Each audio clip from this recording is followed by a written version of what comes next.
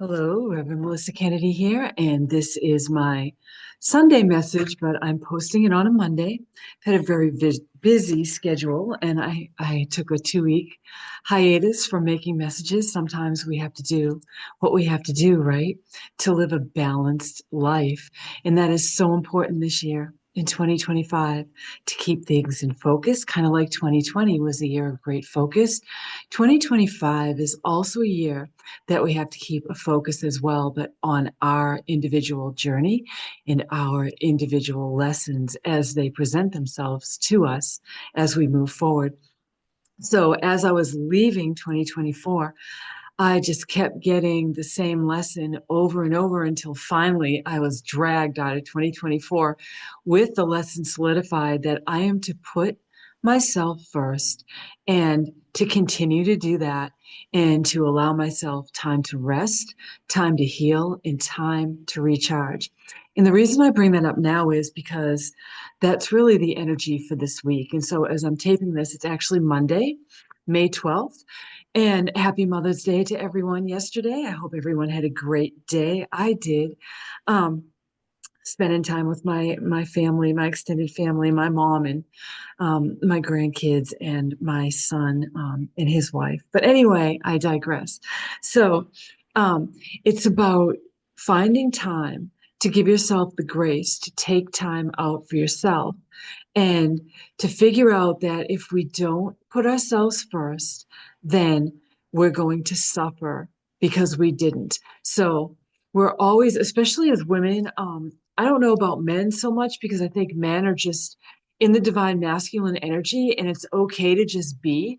But for women, we're always taught that other people's needs and everything comes before our own, from a very early age. And sometimes even the words little girls should be seen and not heard may have been whispered to some people, growing up. So automatically from an early age, you start to process like, oh, what I say really doesn't have that much merit, or maybe it doesn't matter so much. I better be quiet, right? But that's not the case. When we have something to say, one of the first things that came through in my spiritual journey was learning to speak my truth, even if my voice shook. Okay, so you have to learn to say what's on your mind and say it without fear. And as long as you're doing it from a place of love where you're trying to communicate and you're just trying to understand the person, and maybe they're not understanding you. So it's very important that you say what's on your mind. Otherwise, it just builds up and builds up and builds up inside of your being until one day you feel like you're just going to explode. It just all of this that you've been holding in is just going to come out, and it might come out in a very um, angerful way, or like uncontrolled, like you might just flip your wig and blow your top all at the same time, right? So that's my point. So always remember that in a moment you can practice the pause, you can take a deep breath, and you can think before you respond. And sometimes when you take that deep breath, it gives you a moment and you can say to that person, I'll have to think about that. Or let me think about it and I will get back to you on this, okay? Because I wasn't expecting this right now. And a lot of the things that we need to create for a balanced inner life is boundaries. So time is a huge issue this year, just like it was in 2020. Time made no sense. Well, in 2025, everything just feels like it's rapid fire, full speed ahead. There's no time to rest, right?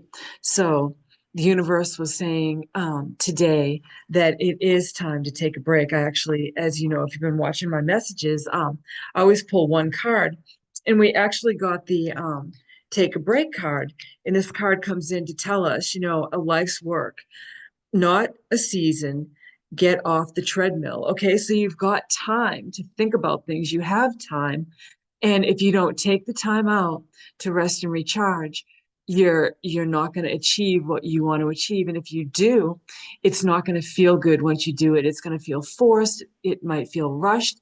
And you might end up doing something that you're really not even supposed to be doing anymore. Okay. So That is the overlay of what I feel spirit is working with us this week. Okay, so anytime we're feeling challenged, overburdened, stressed out, like time is closing in on us, just take a little break. Okay, even if you're at work, just take a little break at your desk. 3 deep cleansing breaths in through the nose, hold 2, breathe out, release any negative energy, any stuck energy that might be in your being to help you get more centered and grounded in a present moment. Because at any given time, we can be thrown off by so many different things with technology being like it is. It's like even when you go to bed at night, your phone will go off. It might not even be somebody you know. It might be some ad or some text message coming in that somebody got your phone number. It doesn't matter what time of the day or night it is. And if you forgot to turn your alarms off on your phone, it will go off and disturb your sleep. So we really need to create that space for ourselves in this very, very hectic world to connect back in and to take a mental break, a holiday. And we are getting towards the end of the school year. And, this year in the United States, and I assume just about everywhere else. So it is time to start planning for family breaks, little vacation time to get away, time to unplug, turn your phone off, and just be in the energy. Because if we bring in too much from the outside world, we're really going to be overburdened and overtaxed and just distraught by so many things. I mean, there's so many things going on. And if you haven't noticed, I don't know where you've been because you just watch non-conventional things. I follow a lot of content creators on YouTube as well, that bring in things that you're not going to see on mainstream news. Real people, like it's important to watch real people, authentic people, people that are being paid to read a script, okay, or sell a narrative. People that have nothing to lose because they're independent, they're free thinking, and they're moving through everything in a free, unbridled, unchecked kind of way, just like we all should be doing right now, because that's the future. That's where we're headed, that everything isn't controlled by one central place where all of the information comes out. And thank God for that. You know, um, how we thought that that was the only way we could get news or information in our world. It's crazy. Think about it. There's so many people, and it's fascinating. It's fascinating to watch. Um, People are fascinating. People's stories are fascinating. So that brings me to the next little bit on this message, and then I want to speak to you about telepathy and telepathic communication and things like that in this video. So for this week also, we get a little bit of Seven of Swords energy, and that is considering the consequences for our actions, okay? Whether it be, making a decision at work, whether it means making a decision to interact with certain people in our lives, considering that time that we take, the plans that we make, and how they impact us. Consider the consequences. Are we going to feel good about it when we're done? Or is this just throwing us off? It's going to take too much time. Do we not have the time for that right now? It's important to really gauge your life on how you are feeling right now. Otherwise, 2025 is overload, because I've said this again and again. 2025 is a year of great change. We are seeing great changes out in the collective, but on the daily, when I do readings, that's a resounding theme. People feel it in their spirit, like they know that where they are, they're being called somewhere else, but there's an underlying fear that if they make a departure from where they are, that something else won't come in for them, or, things won't work out. But the truth is, if we don't start planning ahead of the changes, it will be like our card from about a week and a half ago, shock of the new. We don't want that. We want to sit with the energy now, what we're feeling within our being, and know that we're feeling this way for a reason. So make a detailed plan, and incrementally, step by step, you will get there. So stay ahead of the curve. That is the big thing for this upcoming week. In my video this morning, my reading, there was some instabilities that I was getting with the weather. So in the United States, we have, tornado season. So in the southern states, I was feeling like more instability with the weather. So, that's a little bit of what I feel is going to be going on this week. And then lo and behold, I happen to see that yes, this week in certain areas, we are going to be having crazy weather here again. So just be prepared, if you have a storm shelter, just have your water and all your supplies. And, the people that aren't good at prepping, just make sure that you remind them, okay? Because you never know when you might need some extras. You might have to share some extras.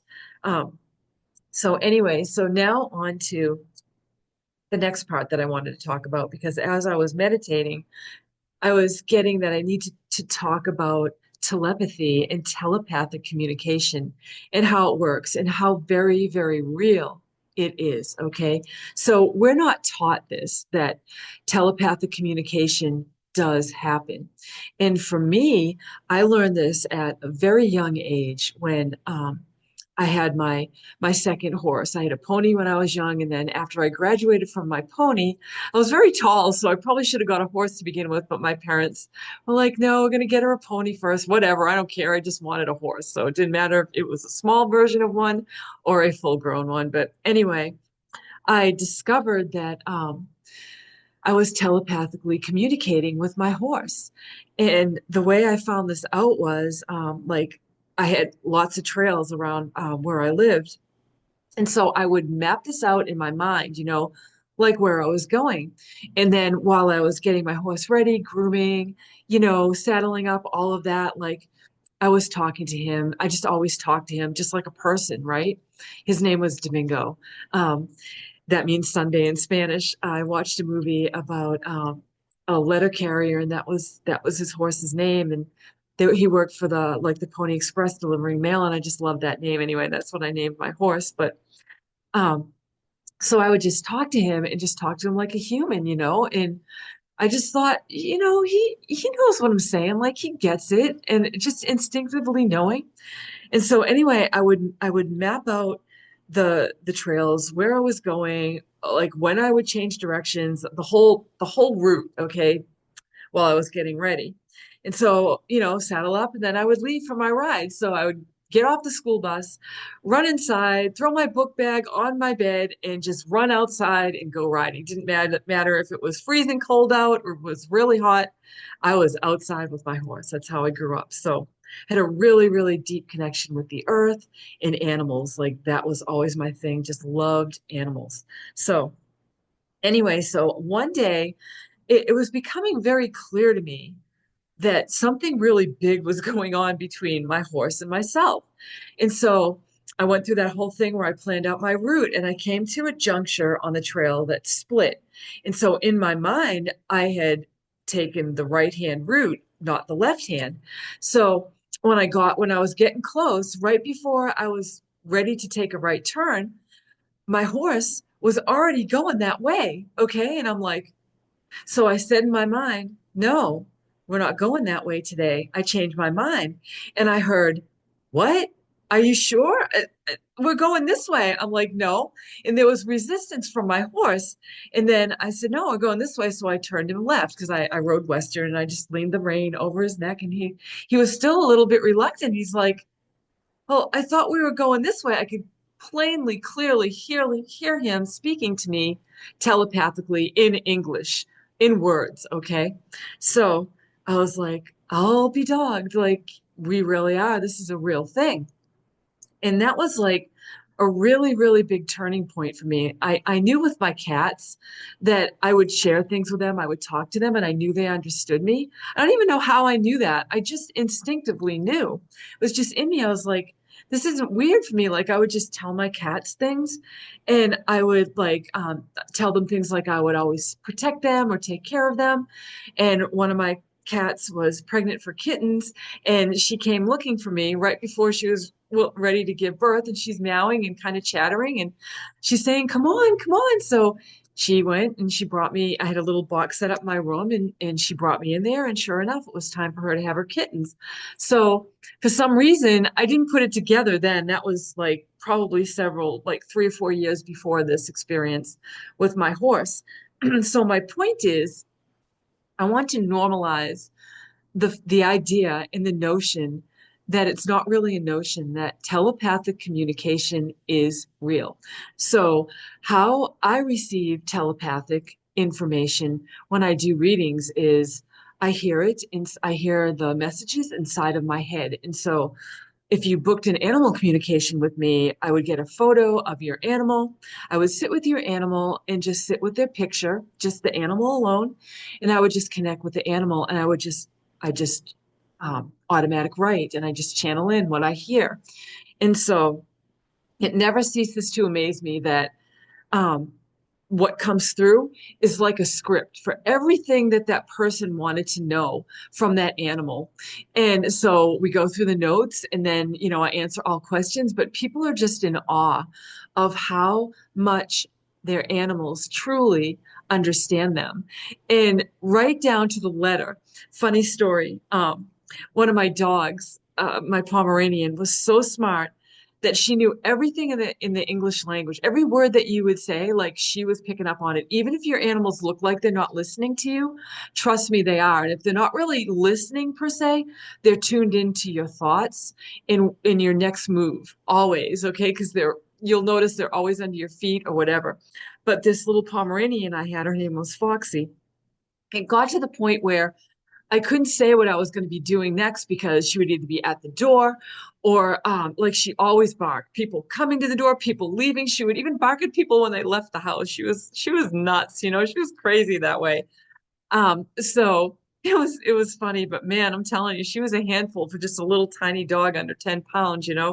Um, but anyway, so it got to the point where I had to spell and she learned how to spell. She knew the words that we were spelling. And so then, if you've ever heard of Pig Latin, you know, um, you have to switch your words around and you put a Y, like you take the first letter off and you put a Y there and so you would be ooh, yay, it'd be like a yay on the end. Anyway, she never picked up Pig Latin. It was funny, but I feel like if we'd had talked more Pig Latin, she would have received that and learned that as well. She was that smart. But I want to normalize this telepathic communication in person to person. It happens too.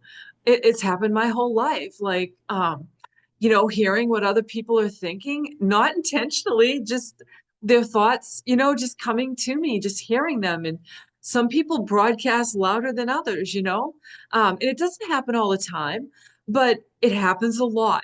Okay. So that is inside telepathic, inside your head. Okay. Like you hear the voice, someone talking, whether it's an animal you're trying to communicate with, or it's another person, or you're channeling, your spirit guide, angels, whatever the case may be. That's how I receive telepathic communication. And also, and it's clairaudience, so that is your spiritual hearing. So I can hear like from outside of my inner, okay? And that's an outer locution or outer telepathic communication. And I've actually heard people's words outside coming from them and they're not even talking, but their words I hear outside of my head. So a lot of times, I would say for the most part, for me, telepathic words and communication comes in probably 85-90% inside of my head. And there's very few times when it comes in from the outside. And it really gets my attention when it does. I'm like, oh goodness. And I had a friend, one of my dad's best friends, after he passed away. I was on the beach. I grew up by the beach, by the water, and we were picking up shells and like giant sea clams after a big storm. And he came and visited me, but I heard him outside of my head, and he was laughing, and I could feel his energy just swirling all around me. And what he said to me was so cute. Um, and he was just laughing because I was out there with my kids, gathering some sea clams. We were going to make fritters with them, and oh my gosh, they were so delicious. We did, but he was laughing because he always knew, like, I had these senses about me, and he used to say I was an Indian, like Native American woman. I always knew you were an Indian, Native American, because he would come to visit, and I would be like on the other side of the house, and I wouldn't know anybody was there, but I knew he was there, and he didn't know how. And but I always knew. But one time in particular, like he smoked, right? Back in the day, a lot of people smoke. So I smelled his cigarette smell come, and I was in the back, and the driveway was in the front, so I had no way of seeing somebody was there, but felt the energy. And then I smelled the cigarette, so I yelled out his name. I know you're here. And that's when he said that to me that day, that I always knew you were an Indian, Native American. How do you know this stuff? And so that's what he said to me that day when I was with my boys on the beach and he visited me. So the telepathic communication can come um, inside your head as a voice, like a narrating voice, and also from outside. So, you know, some children are very, very sensitive and they hear the voice too, or voices come in. And, we need to start normalizing that there's a lot of this that is very, very spiritual. It's no, we're not crazy. It's real. It's true. And it's happening. It's happening more and more. So, if your child, tells you they heard something, in their head, you can explore that and ask them, oh, really? What did you hear? And oh, what did that voice sound like? And did you think it was anybody you knew? What were they saying? And just kind of explore that, with your child. So that is one of the ways that we can receive information spiritually through telepathic communication. And I always say, I can't help but wonder what my life would have been like if there had been someone at that time to tell me that, Melissa, did you ever think that you are a natural born animal communicator? What my life would have been like? But divine timing is everything. And for whatever reason, God, angels, universe had other plans for me. And my spiritual learning, my growth, my life experience all brought me to where I was supposed to be at exactly the right time. I do know that, but I still wonder, what would it have been like? Um, I think maybe it might have been challenging for me because I am very sensitive with energy. So it would have been probably hard for me to process and metabolize. So in some videos that I will make in the future, I'll be talking more about the clairs. So that was clairaudience and telepathic communication and telepathic information that comes in. Um, through the spiritual realms and just opening up to it. And you can control it, but sometimes when you work with it so much and it's so natural to you, like it is for me, it's been there my whole life. And it doesn't really ever go away. Like if I need to hear something, I'm going to hear it. So I might not even be open for reading. I might just be going about my day. And it gets so good that when you practice it and you use it on the daily, that my communication with spirit, I get reminders sometimes about places I'm supposed to be, you know, in telepathy, telepathic communication. Um, it really can be that specific. It really can be that good. So I just wanted to share that. And so let's just normalize some of these spiritual gifts. And we are all born with them, but we're taught the complete opposite, that we don't have these and that there's something wrong with us and we should be ashamed, or somehow it's wrong or evil, or all of those things, when nothing could be further from the truth you know um, so it's important that when our children are open, um, that we don't shut them down and we don't let them go into a place of fear, because fear can really be a thing. Um, and I grew up in New England, and where I lived, the house was haunted, literally haunted. So I had so many experiences in that home, and I feel like a lot of those shut me down from, delving into, because I had fear about it. Okay. But if I knew what I know now, I would have been able to clear that energy, and I wouldn't have been in a place of fear. So a lot of it had to do with being a medium in mediumship and feeling and sensing and experiencing spirit. Yeah, people that had crossed over. And yeah, that's a real thing too. And so if you don't believe in it, I'm not here to make anyone believe. But in my world, in my experience in this world, it's very, very real. So I just wanted to share all that. And if you have any questions, please feel free to reach out anytime. I'm always available, and I'm also available for one-on-one readings as well. So until next week, hopefully I get the video out on Sunday. Going to do my best, but I am wishing you light, love, peace, and blessings of all kinds. Until next Sunday, Reverend Melissa Kennedy signing off. Bye-bye now.